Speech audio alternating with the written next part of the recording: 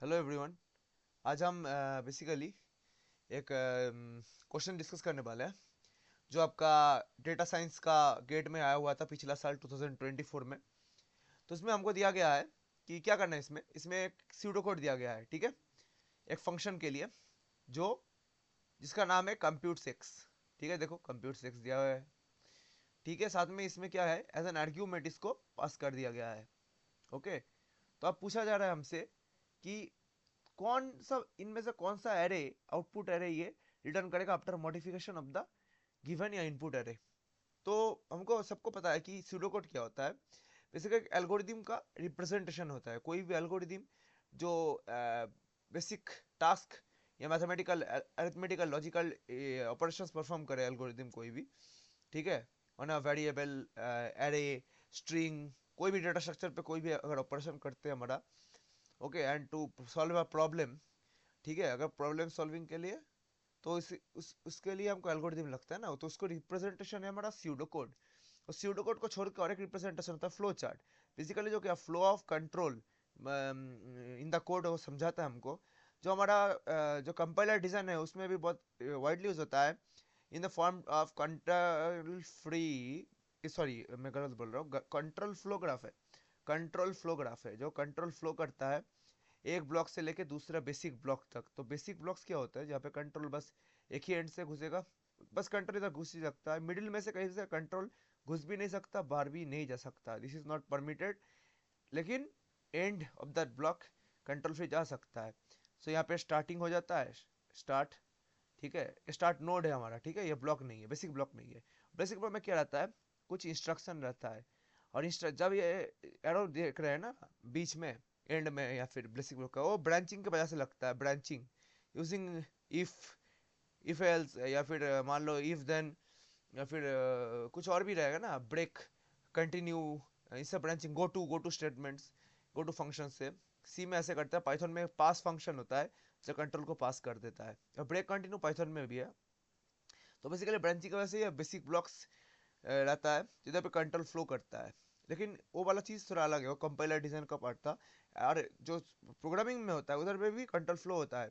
जैसे ये डिसीजन के लिए ऐसा एक बॉक्स रहता है कि कुछ डिसीजन हो गया, अगर यस हो गया तो इस डायरेक्शन में जाए, अगर नो हो गया तो दूसरे डायरेक्शन में चला जाए, ठीक है, या फिर रिपीट करे। तो ये डिसीजन मेकिंग का एक अपना सिंबल हो गया। तो फ्लो चार्ट इसको बोलते हैं, फ्लो चार्ट।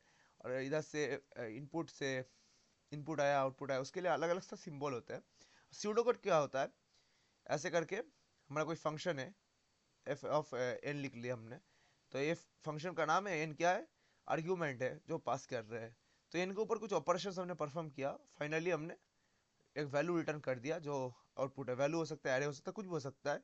तो मैं रिटर्न वाई कर देता हूँ, ठीक है, ये कुछ भी हो सकता है जो हमको चाहिए as per our requirement, we are doing this, right. जैसे असेंबली लैंग्वेज में भी इंस्ट्रक्शन के थ्रू ऐसे क्या जैसा है, तो उधर भी इंस्ट्रक्शन होता है, उधर भी फ्लो ऑफ कंट्रोल होता है, लेकिन वो सब सिमिलर है, हम लोग को रिलेट करके पढ़ सकते हैं। तो इसको सॉल्व करने के लिए इतना नॉलेज ज़रूरत नहीं है। फिर मैंने इसलिए बोल दिया क्योंकि ये बेसिक चीज़ है स्यूडो कोड के बारे में। तो अब देखिए कि अगर हमारे पास एक इनपुट ऐसा दिया गया है, तो इसको पहले हमको क्या करना पड़ेगा, हमको रिप्रेजेंट करना पड़ेगा in the form of diagram. हमारा दिमाग के अंदर एक डायग्राम बन जाना चाहिए कि दिख तो ऐसे रहा है लेकिन कैसे काम हो रहा है। जैसे कि इधर कंटिन्यूअस लोकेशन में स्टोर होता है वैल्यूज, तो 6 होगा, 3 होगा, 5 होगा, 4 होगा, 10 होगा। ओके, इन सी प्रोग्रामिंग और इंडेक्सिंग स्टार्ट फ्रॉम जीरो। लेकिन पाइथन है, यह पाइथन का क्वेश्चन था ना, उधर पे सी प्रोग्रामिंग सिलेबस में नहीं है डाटा साइंस वालों का। तो 1 2 3 डॉट 10, क्योंकि देखो इधर पे भी जो कोड है उधर 1 से इसका मतलब क्या बोलते हैं, इंडेक्सिंग स्टार्ट कर दिया गया। एस एक इनिशियली एक एस एक एम्प्टी एरे था, लेकिन हम देख सकते हैं एस ऑफ वन, वो लोग क्या कर रहे हैं, s of one equals to one, मतलब इसमें वन को ये लोग इंसर्ट कर दिया, ठीक है, पहले ही। तो अब क्या कर रहा है, जो लूप है वो जो एक्स वो एस के ऊपर नहीं चला रहा है, वो इधर इसके ऊपर चला रहा है, एक्स के ऊपर, इस एरे के ऊपर। बोला है आई इक्वल्स टू टू, मतलब ये 3 से चला रहा है, ठीक है। 3 से लेकर लेंथ ऑफ एक्स, लेंथ कितना था, 5 था। तो 3 4, देखो सॉरी, हाँ 3, सॉरी 3 4 नहीं, 2 3 4 5, 2 2 3 4, भाई इतना इतना इतना इतना 4 बार ये एग्जीक्यूट होगा, फिर ये अपना काम करके निकल जाएगा। तो स्टार्टिंग होगा इधर से, क्योंकि ये लोग i इक्वल्स टू 2 दे रखा है कि 2 से लेंथ x। तो आप देखो सबसे पहले वो लोग क्या कर रहा है, s ऑफ i, अब i का पॉइंट कर रहा है सेकंड इंडेक्स 2 पे, तो s ऑफ लिख सकते हैं ऐसे करके, s ऑफ 2, या आप क्या बोलते हैं मेमोरी के अंदर भी कंप्यूट कर सकते हो, उधर राइटिंग मैं समझाने के लिए लिख रहा हूँ, s ऑफ 2 इक्वल्स टू 1, ऐसा लिख सकते हैं। मतलब क्या हो गया, ये तो इधर पे फर्स्ट है, s ऑफ 2 इधर पे भी 1 हो गया। तो हम इधर फ्रेशली लिख लें नीचे कि s इक्वल टू 1 एंड 1 हो गया। तो आप क्या करेगा, एक कोड देखेगा इधर जाके, ठीक है, कि if x of i minus 1, मतलब कि अभी ये i इक्वल्स टू 2 पे पॉइंट कर रहा है, लिख ले सकते हो कि i इक्वल्स टू 2। तो इस x ऑफ i माइनस 1 मतलब क्या, x ऑफ 1 6 है, ठीक है, ये क्या लेस देन इक्वल्स टू, मतलब क्या होता है लेस देन और इक्वल, क्या ये x of 1 is less than और इक्वल टू x ऑफ 2, नहीं, ये तो ग्रेटर देन है। तो बबुआ क्या करेगा, ये जो कोड लिखा हुआ है इसको ये स्किप कर देगा ना, ये क्या होगा स्किप हो जाएगा, फिर से इधर जाएगा। फ्लो तो ऐसे ही होता है ना, कि कंडीशन चेक करेगा, कंडीशन चेक करेगा, पहले सेटिस्फाई हो गया कंडीशन फॉर लूप के अंदर का, तो ये घुसेगा अंदर, घुस के अपना काम करेगा, इफ के अंदर लिखेगा, अरे अरे ये तो दिख गया, नहीं ये तो अपना सेटिस्फाई नहीं हो रहा है, तो ये इंक्रीमेंट करेगा आई का वैल्यू को, क्या करेगा, जो आई अभी 2 पे पॉइंट कर रहा था ये अभी 3 पे पॉइंट करेगा, मतलब ये पॉइंटर एक यूनिट शिफ्ट हो जाएगा। ऐसे काम होता है बेसिकली, ये पॉइंटर एक यूनिट शिफ्ट करेगा। बेसिकली अभी 5 जो हमारा एलिमेंट स्टोर है इस मेमोरी लोकेशन में, एरे का थर्ड इंडेक्स मेमोरी लोकेशन में, तो उधर पे जाके पॉइंट कर देगा। तो अब 5 है और 3 है, तो फिर से कंडीशन चेकिंग पे ये लोग आएंगे, ठीक है, और ये वैल्यू चेंज नहीं होगा, और देखा जाएगा x ऑफ i माइनस 1, और s ऑफ i को फिर ये 1 बना देगा, मतलब अभी 3 पे है ना, तो फिर ये 1 बना देगा, ठीक है, इसका काम है वही करना। तो x ऑफ i माइनस 1, और फिर अगर सेटिस्फाई करे तो मॉडिफाई करेगा, अगर सेटिस्फाई किया, अगर नहीं किया तो क्या, फिर इंक्रीमेंट करके रीचेक करेगा। तो एस आई इक्वल्स टू फिर से 1 है, ठीक है, और एक्स ऑफ आई माइनस 1, इस बार आई कितना है 3 है, तो क्या 3 लेस देन और इक्वल्स टू 5 है, देगा x of 2 is less than और इक्वल्स टू एक्स ऑफ 3, हाँ 3 इज लेस देन 5। तो अब ये क्या करेगा, ये बबुआ देखेगा, अरे बाप रे अब तो एग्जीक्यूट हो गया, तो कंट्रोल को फटाफट अंदर ये घुसा देगा, और ये जो S of I plus S of I minus 1, तो एस ऑफ आई माइनस 1 क्या है, तो आई का वैल्यू 3 है करंट, तो आई माइनस 1, ये वाला एस ऑफ आई माइनस 1 मतलब एस ऑफ 2, ये 1 है, तो 1 प्लस क्या करेगा बबुआ S of I, S of I अभी क्या है 1 ही है, तो 1 प्लस 1 इक्वल्स टू 2, मतलब ये जो 1 था इसको अपडेट कर देगा फटाक से, बोला मेरा सब सेटिस्फाई हो गया, अब तो अपडेट करना ही पड़ेगा, तो फटाक से बबुआ ने कर दिया इसको अपडेट। तो आप देखो अब ये कोड बबुआ क्या करेगा, अरे भाई मेरा तो काम खत्म हो गया इफ बबुआ बोलेगा। तो आप नेक्स्ट क्या करेगा, ये जो पॉइंटर है ये और एक यूनिट शिफ्ट हो जाएगा, क्योंकि आई का जो वैल्यू है इंक्रीमेंट हो चुका है, ये 3 to 4 हो जाएगा, साथ ही साथ ये पॉइंटर शिफ्ट होकर इधर पॉइंट करने लग जाएगा, ठीक है, ठीक है, ये पॉइंटर शिफ्ट हो जाएगा, क्योंकि अभी हम आई को ये बना चुके हैं, ओके, साथों साथ हो रहा है, ये पैरेलली हो रहा है, ठीक है। हाँ जब हम पॉइंट करेंगे तब हमको पता चलेगा कि ये ऐसा काम हुआ है, वरना तब तक पता नहीं चलेगा।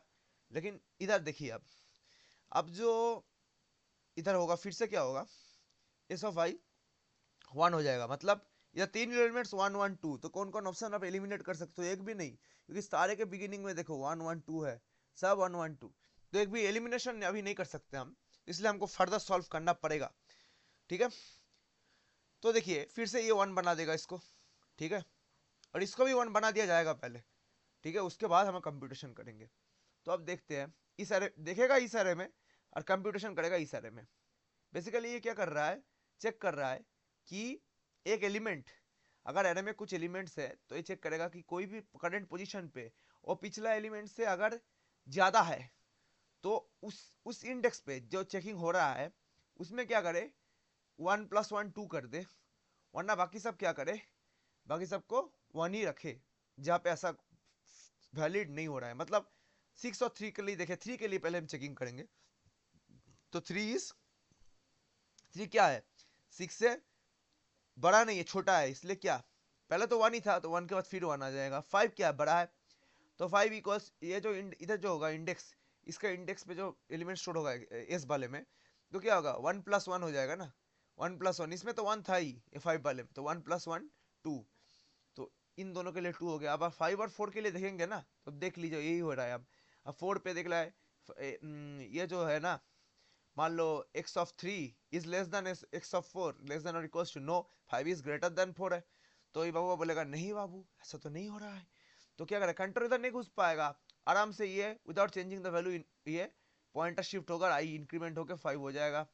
अब आई फिफ्थ पे चल रहा है, नहीं हम देखेंगे फिफ्थ। चलो लेंथ ऑफ एक्स इज 5, ये हमारा लास्ट काम है, इसको पता नहीं है, ये चेक करेगा। चलो देखते हैं 5, I equals to 5, I less than equals to 5, तो ये बोलेगा हाँ सही है चलो, तो हम एग्जीक्यूट करेगा कंडीशन को। तो फिर ये घुस गया, फिर इसको 1 बना दिया, 1 तो हमने लिख दिया ऑलरेडी क्योंकि हमको समझ में आ गया, सबको समझ में आ रहा होगा क्योंकि ये सिंपल है, उतना टफ नहीं है। तो अब एक्स ऑफ आई माइनस 1, अब देखिएगा 10 पे है, या पॉइंटर 10 पे है, तो 10 से पहला वाला लोकेशन देखो 4, 4 इज लेस देन और इक्वल्स टू 10 है क्या, 4 इज लेस देन और इक्वल्स टू 10, हाँ 10 बड़ा है, 10 बड़ा है ठीक है 4 से, तो इसलिए कंट्रोलर फिर से घुस जाएगा, घुस के क्या करेगा, जो ये वैल्यू जो स्टोर होएगा 1 उसको मॉडिफाई कर देगा, मॉडिफाई करके क्या बनाएगा, एस ऑफ आई मतलब एस ऑफ 10, अब क्या है ये 1 ही था, तो पहले पहले असाइनमेंट नहीं होगा, पहले ये कंप्यूट होगा। ये असाइनमेंट ऑपरेटर जो होता है ना, ये आप मान सकते हो असाइनमेंट, ये राइट टू लेफ्ट काम करता है, इसका जो एसोसिएटिविटी आप मान सकते हो, एसोसिएटिविटी, हाँ एसोसिएटिविटी, एसोसिएटिविटी जो होता है और राइट टू लेफ्ट होता है। तो राइट टू लेफ्ट जाएगा तो पहले एस ऑफ आई माइनस 1, तो एस ऑफ आई माइनस 1 मतलब क्या है, तो ये इधर पहले में देखो ये एस है, एस ऑफ 4 जो है 1 है, तो 1 plus S of I, S of I अभी भी 1 है, ये मॉडिफाई नहीं हुआ है, तो 1 प्लस 1 अगेन 2, तो 2 को इधर से क्या करेंगे हम लोग, 2 को इधर से रिप्लेस ओवरराइट कर देंगे वैल्यू को, तो मॉडिफाई कर देंगे, तो फाइनल एरे आया 1 1 2 1 2, फाइनल एरे आया आपका 1 1 2 1 2, तो ये आपका हो गया इस कोड का आउटपुट, ऑप्शन सी। तो ये बहुत सिंपल काम था, तो ये हमारा ओरिएंटेशन सेशन था, इसलिए मैंने बस एक ही कोड डिस्कस किया। साथ ही साथ मैं और एक चीज पढ़ाना चाहूंगा इसके अंदर अंदर, जो है आपका मास्टर्स थ्योरम। हम इधर एक टॉपिक एल्गोरिथम्स का पढ़ा रहा हूँ, जो रिकर्सिव कोड कोई आपके पास होगा ना, तो उसका कॉम्प्लेक्सिटी आपको इवेल्युएट करने में या कैलकुलेट करने में हेल्प करेगा। सपोज मान लो आपके पास एक फंक्शन है ऐसे करके, इफ यू ऐसे फंक्शन, उसके अंदर एक पैरामीटर है इंट n करके, ठीक है। अब आप एक काम कर रहे हो, क्या कर रहे हो, आप एक काम कर रहे हो, इसके अंदर लिख रहे हो बेस केस, या फिर बेस केस लिख रहे हो, रिकर्सिव कोड है ठीक है, इफ n इक्वल्स टू 1, ठीक है, पाइथन यूज करके नहीं लिख रहा हूँ मैं, सी यूज करके लिख रहा हूँ, ठीक है, बस समझाने के लिए, बस if n equals to 1 return, bracket भी देने का कोई जरूरत नहीं है, रिटर्न 0, ठीक है, एल्स, एल्स भी मत दो, सॉरी एल्स भी मत दो, ये है टर्मिनेटिंग कंडीशन। और अब रिकर्सिव कॉल करेंगे हम, रिकर्सिव कर क्या करेंगे, मतलब इफ और इसके बाद लिखेंगे रिटर्न ऑफ, रिटर्न लिखेंगे n plus f of n minus 1, ऐसे हम लिख देंगे। तो इस कोड का आपको पूछा कि बता दो भाई कि इसका कॉम्प्लेक्सिटी, टाइम कॉम्प्लेक्सिटी क्या होगा, तो बाबू इसमें घबराने वाला कोई बात नहीं होगा हम लोगों को, ठीक है। तो हम लोग देख सकते हैं कि इधर एक नया पेज हम ऐड कर लेते हैं आराम से, और देख लो पिछला कोड को रिफर करते हुए बोलेंगे कि क्या था, एक प्रॉब्लम ऑफ साइज एन था ना, एन था प्रॉब्लम ऑफ साइज का, देख लो, देख लो, तो एन साइज का प्रॉब्लम था, ठीक है, उसमें क्या हो रहा है, ये कांस्टेंट टाइम ले रहा है, this is taking order of 1 time, right, और ये कितना ले रहा है, ये एन है, और ये एफ ऑफ एन माइनस 1, तो जो एन साइज का जो हमारा प्रॉब्लम था उसको हम क्या कर रहे हैं, डिवाइड कर रहे हैं एफ एन माइनस 1 साइज का प्रॉब्लम में, साथ ही साथ क्या कर रहे हैं, और एक प्लस एन प्लस 1 टाइम लग रहा है, लेकिन एन क्योंकि डोमिनेटिंग है उसको हम थोड़ा इग्नोर कर सकते हैं, हमको कोई दिक्कत नहीं है कि हमको एन प्लस 1 लिखना है, तो t of n equals to t of n minus 1 plus n, ऐसा हम लिख सकते हैं। तो इसको सॉल्व करने के लिए 4 मेथड आते हैं, रिकरेंस, इसको इसी चीज को हम बोलते हैं रिकरेंस रिलेशन, जो बेसिकली क्या करता है, कोई भी रिकर्सिव कोड जो है उसका टाइम कॉम्प्लेक्सिटी हमको इवेल्युएट करने में हेल्प करता है। तो इसके लिए हमारा 4 मेथड होता है। तो पहला मेथड होता है अपना सब्सटीट्यूशन, जिसका भी 2 कैटेगरी होता है, एक होता है फॉरवर्ड सब्सटीट्यूशन, दूसरा होता है बैकवर्ड सब्सटीट्यूशन। दूसरा होता है इसका मतलब इसका दूसरा मेथड, मतलब रिकरेंस रिलेशन को अगर इसका कॉम्प्लेक्सिटी इवेल्युएट करना है रिकर्सिव कोड का फ्रॉम रिकरेंस रिलेशन, होता है iteration method, iteration method. Third one recurrence tree या फिर रिकर्सन ट्री मेथड।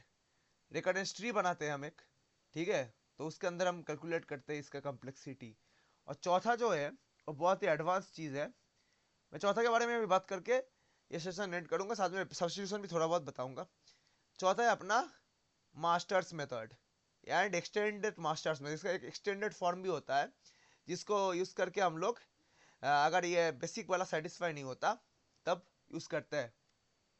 और एक होता है मास्टर्स मेथड आपका डिवाइड एंड कन्क्वायर के लिए, और ये क्या है, सब्सट्रैक्ट एंड कन्क्वायर। मतलब एक प्रॉब्लम को आप लिनियरली रिड्यूस कर रहे हो, ठीक है, -1। अगर ये n/2 रहता, t of n equals to t of n/2 plus n, तब कुछ सिनेरियो कुछ और हो जाता। जैसे कि मान लो हमारा अगर बाइनरी सर्च का एल्गोरिथम है ना, बाइनरी सर्च, या फिर हम मार सकते हैं मार्च सॉर्ट का जो एल्गोरिथम है, तो उसमें क्या लिखते हैं, t of n equals to 2t of n/2, 2t of n/2 plus क्या लिखते थे, n लिख देते हैं। क्यों, n ये है extra work rate of merging the array, और 2t n/2 मतलब हमारा हर एक बार क्या हो रहा है मार्च शॉर्ट में, डिवाइड एंड कन्क्वायर है। तो एरे को तब तक डिवाइड करते जाओ जब तक उसका साइज 1 ना हो जाए, क्योंकि यूनिट एलिमेंट का एरे क्या होता है, हमेशा सॉर्टेड होता है, क्योंकि उसमें कोई और रहता ही नहीं है। फिर क्या करो, रिवर्स में चेक कर करके इसको कंपेयर कर करके फिर से इसको एक बड़ा एरे बनाओ, मर्जिंग मर्जिंग करो। पहले डिवाइड करके पूरा तोड़ दो छोटे छोटे टुकड़ों में, इंडिविजिबल टुकड़ों में। फिर क्या करो, धीरे धीरे कंबाइन करके वो सेम एरे वापस लाओ, कंपेयर करके, कंपेयर एंड कंबाइन दोनों करना पड़ता है। तो ये होता है अपना डिवाइड एंड कन्क्वायर, ये होता है डिवाइड एंड कन्क्वायर, जिसको हम शॉर्ट में बोलते हैं डीएसी, डिवाइड एंड कन्क्वायर। तो इसके लिए भी अपना मास्टर्स थ्योरम यूज होता है। इस पे आने से पहले, मतलब डिवाइड एंड कन्क्वायर वो बताने से पहले, मैं अपना वो रिकरेंस रिलेशन सॉल्व कर देता हूँ using substitution, basic substitution method. So देख सकते हो कि t of n equals to, मैंने क्या लिखा था प्रॉब्लम, हाँ, t ऑफ n-1 लिखा था, राइट, प्लस n लिखा था। तो बेसिकली वो कोड क्या कर रहा है, वो आपका फर्स्ट वो हमको एनालाइज करके पता चल जाएगा कि वो कुछ क्या सम ऑफ सम नंबर्स वो कंप्यूट कर रहा है, n नेचुरल नंबर्स हो सकता है, क्या हो सकता है। अब देख सकते हो कोड को एनालाइज करना पड़ेगा उसके लिए। तो अब इधर देखो, इधर अगर दो तरीका होता है, एक फॉरवर्ड सब्स्टिट्यूशन, एक back substitution.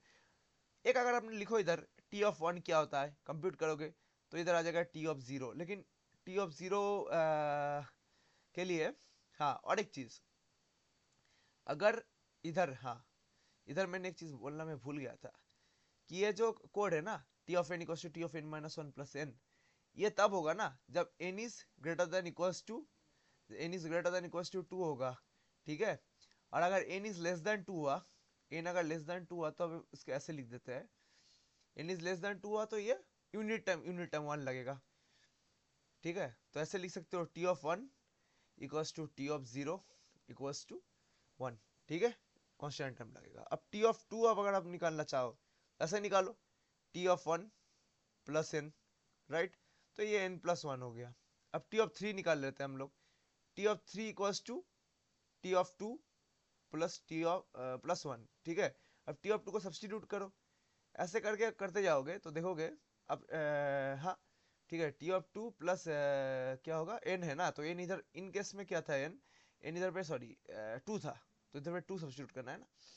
t of 1 plus 2, t3 equals to t2 plus, t3 equal t2 plus 3, ठीक है। ऐसे करके अगर आप समझोगे बात को तो अब देखो t ऑफ 3 क्या बैठा सकता है अब इधर पे, t2 equals to t1 plus 2 plus 3, ठीक है। t1 का वैल्यू क्या है, t1 इज नथिंग बट 1, आराम से इसको 1 सब्स्टिट्यूट कर दो, आप समझ सकते हो। अब अगर इसको हम डॉट डॉट डॉट, अगर हमने इसको n तक लेके गया, t ऑफ n क्या होगा, ये t ऑफ n-1, ठीक है, t ऑफ n-1 प्लस ये जाएगा, ऐसे जाएगा ना कि जो इसके अंदर वैल्यू है उससे एक उधर ज्यादा होगा ना।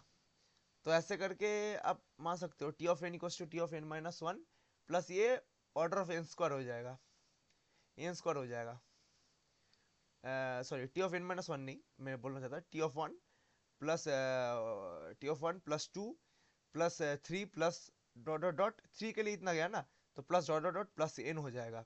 तो 1 plus 2 plus 3 plus dot dot n, last element को इग्नोर कर दीजिए, n t n ये T3 के लिए था, इसको मैंने जनरलाइज कर दिया, 3 को मैंने n से रिप्लेस कर दिया, और मैं समझना चाह रहा था कि ये क्या होने वाला है। तो t ऑफ n-1 तक जाएगा ये सिमिलर। तो ये क्या, T1+2+3 किसके लिए गया था, बस 3 के लिए गया था ना। तो T1+2+4 के लिए कितना जाएगा, T1+2+3+4 ऐसे के लिए, इनके लिए। तो ये क्या हो गया, T1 को बढ़ा दो 1, तो 1+2+3 plus dot dot dot n। तो इसको हम क्या मान सकते हैं, ये क्या है, sum of first N natural numbers. और इसका रूल क्या होता है, इसका रूल होता है n इंटू एन प्लस 1/2। तो इसको अब ऐसे लिख लो, theta of n square plus n/2, ठीक है। और थीटा में क्या करता है, हमारा जो डोमिनेटिंग टर्म्स होता है ना, उसको हम पकड़ते हैं, और जो उससे छोटा है, देखो ये पॉलिनोमियल फंक्शन है, इसमें इसका जो हाईएस्ट डिग्री है पॉलिनोमियल का वो है 2, इसलिए जो छोटा डिग्री उसको हम इग्नोर कर सकते हैं या डिस्कार्ड कर सकते हैं। साथ ही साथ कांस्टेंट जो है वो भी इधर मायने नहीं रखते, इसलिए हम इसको क्लियरली लिख लेंगे theta of n square, tight bound for this is theta of n square. तो ये हो गया अपना बेसिक चीज। और अब देखो कि इधर जो ये मार्क्स शॉर्ट का चीज है, ठीक है, इसको हम इजीली सॉल्व कर सकते हैं। इसको आप ऐसे सॉल्व कर सकते हो जैसे मैंने दिखाया, सब्स्टिट्यूशन करो और अपना टेक्निक लगाओ, रेकॉर्ड से सॉल्व करो, कुछ भी हो सकता है लेकिन इसको इजीली, मतलब जल्दी जल्दी आंसर लाने में आपको हेल्प करेगा हमारा एक टेक्निक, जिसका पॉपुलरली हम बोलते हैं मास्टर्स मेथड बोलते हैं इसको, मास्टर्स थ्योरम भी बोल सकते हो, कोई दिक्कत नहीं, ठीक है, ये मास्टर होता है। तो अब बेसिकली देखो, इधर पे अगर recurrence relation of the form ऐसा रहा, t of n equals to a t n by b plus n to the power k, इस फॉर्म का रिकरेंस रिलेशन अगर रहा k is greater than equals to 0, तब आप क्या करोगे, तब आप जो ये रिकरेंस रिलेशन है, इधर पे कुछ नहीं निकालने का, दो चीज निकालोगे। एक तो देखोगे n to the power log a base b, ये निकाल लोगे, और दूसरा चीज निकालोगे एन टू द पावर के जो दिया हुआ है, इन दोनों को कंपेयर करोगे, इन दोनों को क्या करोगे, कंपेयर। तो कंपेयर करने में अगर ये ज्यादा आया तो ये डोमिनेटिंग टर्म है, तो उसको सीधा लिखोगे theta of n to the power this. अगर ये ना होके ये इनइक्वालिटी साइन अगर रिवर्स हो गया, मतलब लॉग बी बेस से is less than equals to डाल दो इधर, इक्वल्स टू, ठीक है, लेस देन भी लिख सकते हो, कोई दिक्कत नहीं, एन टू द पावर के, तब डोमिनेटिंग टर्म क्या हो गया, ये हो गया। तो तब आप कॉम्प्लेक्सिटी को सीधा लिख दो theta of n to the power k, right. और तीसरा केस क्या आता है इसमें, मैं तीसरा केस ले जाता हूँ अगले पेज से, अच्छा मैं थोड़ा जूम करके इसी में एडजस्ट करता हूँ छोड़िए, हम नेक्स्ट पेज पे ले जाते हैं, हाँ, और साथ में एक पेज एडिशन कर देते हैं। तो देखिए तीसरा केस जो हमको बताता है,